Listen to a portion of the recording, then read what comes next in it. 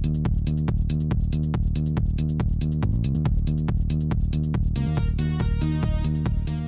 Friends, welcome back to Hindi knowledge world show. आज तारीख 2 जून 2022 है, वार गुरुवार। आइए बात करते हैं आज के मुख्य समाचार टुडे अपडेट के साथ। देश भर की तमाम खबरों पर डालते हैं एक नज़र। कश्मीरी पंडितों की पलायन की तैयारी, महिला टीचर की मौत के बाद सुरक्षा का पुख्ता वादा मांगा, सरकार एक्टिव नहीं हुई तो आज से पलायन। जम्मू कश्मीर के कुलगाम में एक हिंदू शिक्षक रजनी बाला की हत्या पर विरोध प्रदर्शन हुआ। रजनी की अंतिम यात्रा के दौरान गुस्साई प्रदर्शनकारियों ने बुधवार को सड़क पर उतर आए और हमें न्याय चाहिए के नारे लगाए। इस बीच कश्मीरी पंडितों ने धमकी दी कि अगर प्रशासन ने उन्हें 24 घंटे के भीतर सुरक्षित स्थानों पर नहीं पहुंचाया तो वे घाटी छोड़ देंगे। मूसेवाला की हत्या के बाद सलमान की सुरक्षा बढ़ी। मुंबई पुलिस अलर्ट मोड में, लॉरेंस बिश्नोई दे चुका है जान से मारने की धमकी।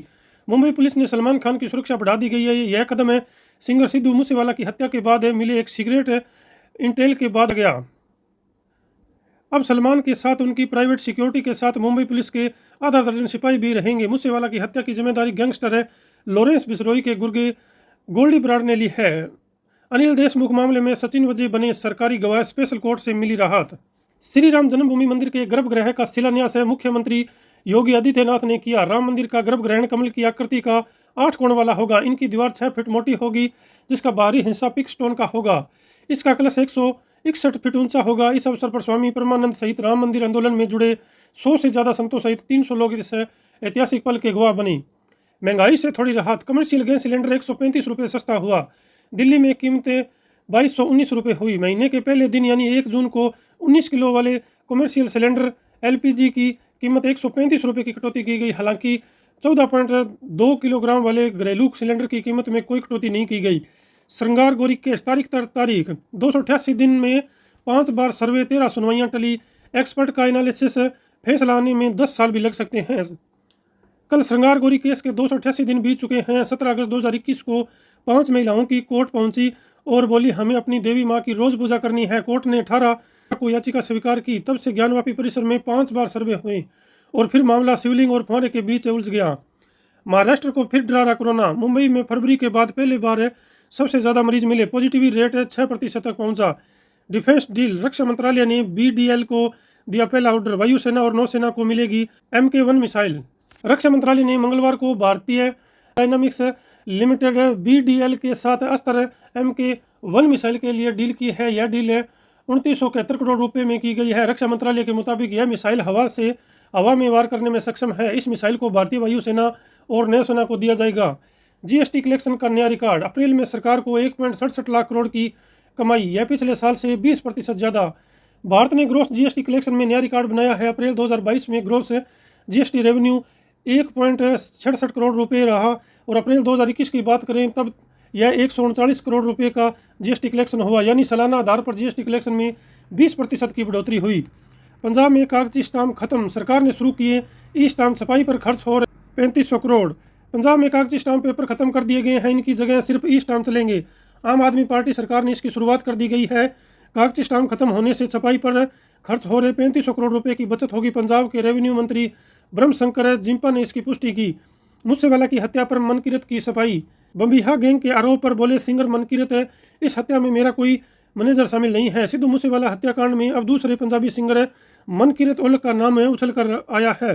गैंगस्टर दविंदर बम्बिया गैंग ने मनकीरत औलख पर आरोप लगाया है कि मूसेवाला की हत्या के पीछे मनकीरत शामिल है। इस बीच मंगलवार को मनकीरत सोशल मीडिया पर सामने आई। एक वीडियो मैसेज के जरिए उन्होंने सफाई पेश की। मनकीरत ने कहा कि मूसेवाला की हत्या से उन्हें बहुत दुख पहुंचा है। अपने मैसेज में उन्होंने अपने मैनेजर सचिन के मूसेवाला की हत्या में शामिल होने की खबरों को भी गलत बताया। मूसेवाला का रविवार शाम को मानसा के गांव ज्वारके में ताबड़तोड़ गोलियां मारकर हत्या कर दी गई थी। एशिया कप हॉकी में भारत को ब्रॉन्ज मेडल, जापान को 1-0 से दी मात। राजकुमार पाल ने किया विजयी गोल। भारतीय हॉकी टीम ने एशिया कप का ब्रॉन्ज मेडल जीत लिया है। बुधवार को तीसरे स्थान के लिए खेले गए मुकाबले में भारत ने जापान को 1-0 से हराया। मैच का इकलौता गोल राजगोपाल पाल ने किया। सुपर 4 के अपने आखिरी मैच में साउथ कोरिया के साथ मुकाबला 4-4 की बराबरी पर खेलने के कारण भारतीय टीम फाइनल में नहीं पहुंच सकी। इस मैच में भारत के लिए जीत हासिल करना जरूरी था। फाइनल मुकाबला साउथ कोरिया और मलेशिया के बीच खेला जाएगा। रूस यूक्रेन जंग अपडेट। रूस के खिलाफ युद्ध में कतरा रहा अमेरिका। जो बाइडेन बोले हम नाटो रूस में युद्ध नहीं चाहते।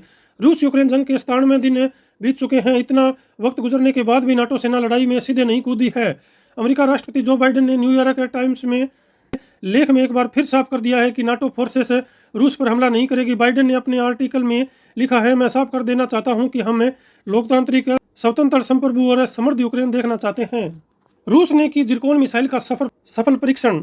साउंड की स्पीड से भी 9 गुना तेज 1000 किलोमीटर तक टारगेट को तबाह करने में सक्षम। रूस यूक्रेन युद्ध को 92 दिन से ज़्यादा हो गए हैं। इतना वक्त बीत जाने पर भी कोई स्पष्ट विजेता सामने नहीं आया है। पश्चिमी देश रूस को आर्थिक मोर्चे पर घेरने के लिए प्रतिबंधों को शिकंजा कसते जा रहे हैं। हालांकि रूस भी लगातार नई मिसाइलों की टेस्टिंग के जरिए अपनी मिलिट्री पावर को बढ़ा रहा है। प्लास्टिक पोल्यूशन का सोल्यूशन। रिसर्च में दावा 500 साल में खत्म होने वाले प्लास्टिक को 1 हफ्ते में डीकम्पोज करेगा नया एंजाइम। पर्यावरण के लिए सबसे ज़्यादा खतरनाक प्लास्टिक पोल्यूशन को खत्म करने का सॉल्यूशन अमेरिकी वैज्ञानिकों ने खोज निकाला है। अमेरिका की यूनिवर्सिटी ऑफ टेक्सास के रिसर्च द्वारा खोजा गया एक एंजाइम 1 हफ्ते में प्लास्टिक कचरे को मिट्टी में मिला देगा। यह एंजाइम प्लास्टिक को खाकर डीकम्पोज कर सकता है। बता दें, प्लास्टिक को मिट्टी में मिलाने में 20 से 500 साल तक का वक्त लगता है। भारत ने यूएन को चेताया, कहा वायरस और केमिकल से बनाए जा सकते हैं जैविक हथियार, दुनिया को सतर्क रहने की जरूरत है। बॉलीवुड के मशहूर सिंगर केकेआर का कोलकाता में निधन। लाइव कंसर्ट के दौरान मंच पर बिगड़ी थी तबीयत। तुर्की ने लौटाया भारत का गेहूं। 56,877 मिलियन टन अनाज से लदे जहाज को तुर्की ने वापस लौटा दिया है। कहा, गेहूं में रूबेला वायरस है। मोबाइल खर्च बढ़ेगा। टेलीकॉम कंपनियां फिर बढ़ा सकती है टैरिफ। फुल सब्सक्राइबर घटे पर एक्टिव यूजर्स जो है वो बढ़े। बढ़ती महंगाई के बीच दूरसंचार सेवा एक बार फिर महंगी हो सकती है। दरअसल कुछ महीने पहले हुए टैरिफ बढ़ोतरी से निजी क्षेत्र की तीनों दूरसंचार कंपनी में कुल ग्राहकों की तादाद में तो 3.7 करोड़ की कमी आई है, लेकिन उनके सक्रिय ग्राहकों का जो बेस है वो 3% यानी कि 2.9 करोड़ बढ़ा है। ऐसे में कंपनी सर्विस टैरिफ में एक और बढ़ोतरी की सोच सकती है। राजस्थान बोर्ड 12वीं साइंस कॉमर्स का रिजल्ट जारी। जयपुर में लड़कियों ने मारी बाजी। कॉमर्स में 98.73 और साइंस में 97.63 छात्राएं पास हुई। इलाहाई हाईकोर्ट में कल से छुट्टियां। अब केवल अर्जेंट केसों की होगी सुनवाई। 1 जुलाई से खुलेंगे कोर्ट। सौरव गांगुली के ट्वीट से कन्फ्यूजन। लिखा, कुछ नया करने का सोच रहा हूं। बीसीसीआई अध्यक्ष पद छोड़ने की खबर उड़ी तो जय शाह ने नहीं दिया इस्तीफा। बीसीसीआई अध्यक्ष सौरव गांगुली के एक ट्वीट ने बुधवार शाम हड़कंप मचा दिया। सौरभ ने अपने ट्वीट में लिखा था कि साल 2022 में मेरी क्रिकेट यात्रा का 30वां साल होगा। अब मैं कुछ ऐसा करना चाहता हूं जिससे लोगों का भला हो। इसके बाद कहा जाने लगा कि सौरभ ने बीसीसीआई अध्यक्ष पद से इस्तीफा दे दिया है, लेकिन थोड़ी देर बाद बोर्ड के सेक्रेटरी जय शाह ने न्यूज एजेंसी ANI को दिए बयान में स्पष्ट किया कि सौरभ गांगुली ने अध्यक्ष पद से इस्तीफा नहीं दिया है। ईडी ने PFI के बैंक अकाउंट अटैच किए। मनी लॉन्ड्रिंग केस में कार्रवाई। प्रवर्तक निदेशालय ईडी ने इस्लामिक संगठन PFI और राव इंडियन फाउंडेशन के बैंक खाते अटैच कर दिए हैं। मनी लॉन्ड्रिंग केस में यह कार्रवाई की गई है। एजेंसी ने बताया कि इन खातों में 68,62,081 रुपये हैं। सोनिया राहुल को ईडी का नोटिस। नेशनल हेराल्ड केस में पूछताछ के लिए राहुल को कल बुलाया। उन्होंने वक्त मांगा। सोनिया 8 जून को जाएगी। छत्तीसगढ़ में 4G नेटवर्क से कनेक्ट होंगे नक्सल प्रभावित 116 गांव। माओवादी करते थे विरोध, मगर पुलिस सुरक्षा के बीच टावर लगाने का काम शुरू। छत्तीसगढ़ के सुकमा जिले के 116 नक्सली प्रभावित गांव में अब जल्द ही 4G नेटवर्क से जुड़ेंगे। इन सभी गांवों में मोबाइल टावर लगाए जाएंगे। सुकमा के गिदम नाला इलाके के पास टावर लगाने की शुरुआत कर दी गई है।